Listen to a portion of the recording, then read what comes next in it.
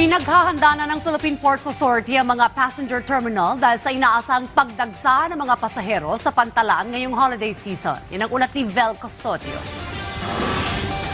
Mataas na bilang ng mga pasahero ang inaasahan sa mga pantalan simula ngayong araw hanggang sa January 5 ayon sa Philippine Ports Authority. Sa tansya ng PPA, maaaring umabot sa 4.6 million passengers ang kabuuang bilang ngayong holiday season. Mas mataas sa 4.4 million passengers noong nakarang taon sa parehong panahon. Kaya nagbigay na ng direktiba ang ahensya sa mga passenger terminals na manatiling handa sa dami ng darating na pasahero sa mga susunod na araw.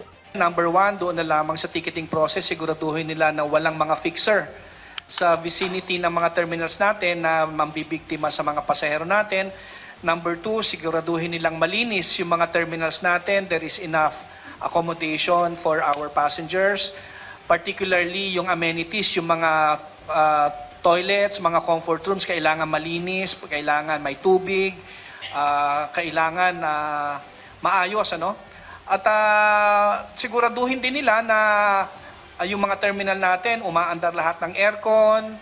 Nakikipagtulungan ng Port Police sa Philippine Coast Guard at Philippine National Police Maritime Group, maging sa mga force multipliers at security personnels para siguraduhing ligtas ang biyahe ngayong holiday season.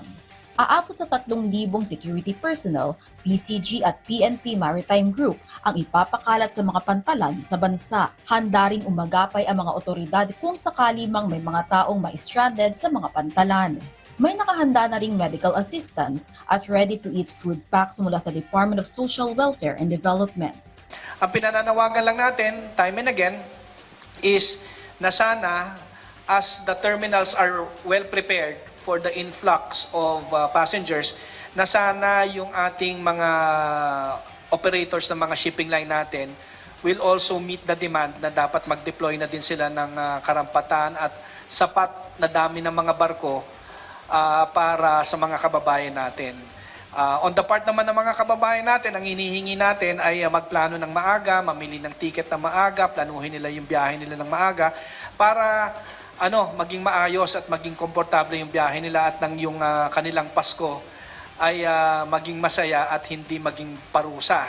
Samantala, kasunod ang pagtaas ng revenue ng PPA sa 10% na nasa 24.97 million pesos, patuloy ang pagpapalawak at pagpapaganda ng serbisyo ng mga pantalan, lalo na sa mga pasilidad na nasira ng kalamidad. Nitong nakaraang linggo lamang, pinangunahan ni Pangulong Ferdinand R. Marcos Jr. ang launching ng Banago Port. Kabilang ito sa mga lalagyan ng free shuttle service ng PPA mula sa passenger terminal hanggang sa ports.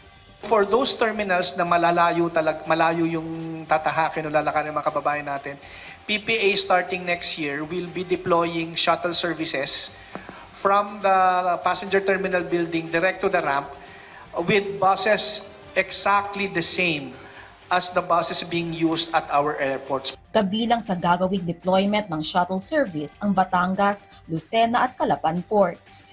Vel Custodio para sa Pambansang TV sa Bagong Pilipinas.